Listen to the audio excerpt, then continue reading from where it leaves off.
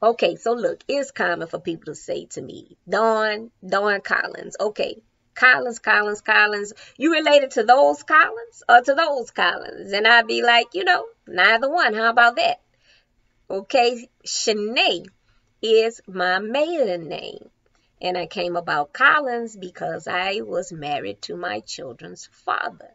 And when we divorced, because it was not a healthy situation, I kept the last name because even though that was not a healthy situation, I wanted us to be whole as we could be. So I kept the name that they had. And since this is Domestic Violence Awareness Month, the month of October, I'm going to share my story, and I dedicate this story to the sisters out there that are going through, coming through, or have been through. My story started about 20 years ago. 20 years it's been since I've shed the lonely tears. The tears which were the results of me giving away my life by choosing to be a selfish man's wife, choosing to remain in a slumber of lies, though many times truth did try to prevent the cries, screaming, wake up, Dawn, wake up. And eventually, one day I did, steal from truth, though he hid. Now, what was the straw that broke the camel's back for me? I'll tell you what caused my eyes to see. It wasn't the million and one lies he told. It wasn't the fact that my person he tried to control. It wasn't because he,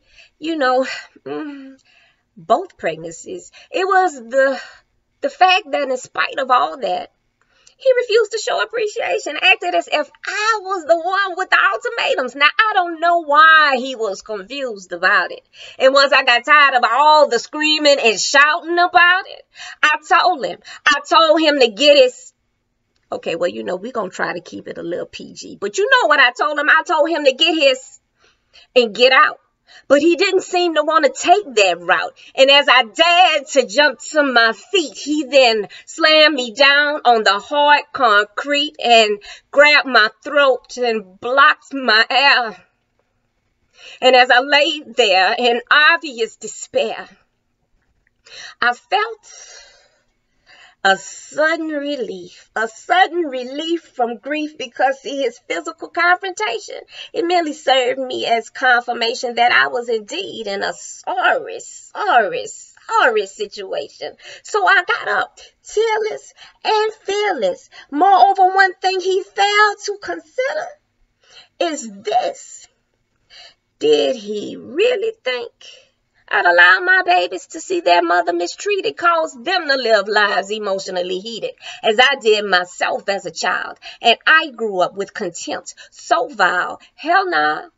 I refused to raise my babies in a house of pain, so I changed my tears from yellow to purple rain, and I refrained,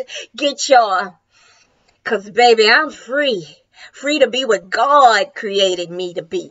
Now, back then, Mama, the lovely lady that had raised him, she said that, he was lost and didn't know what to do. He thought about me all the time, and visions of what he had ran through his mind. Even told his new wife she can't compare. And Mama, sweet little Mama told me all of this here as if I should care.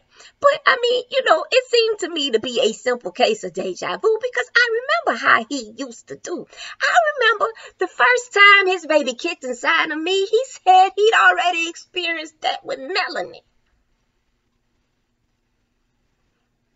which was wild and sad.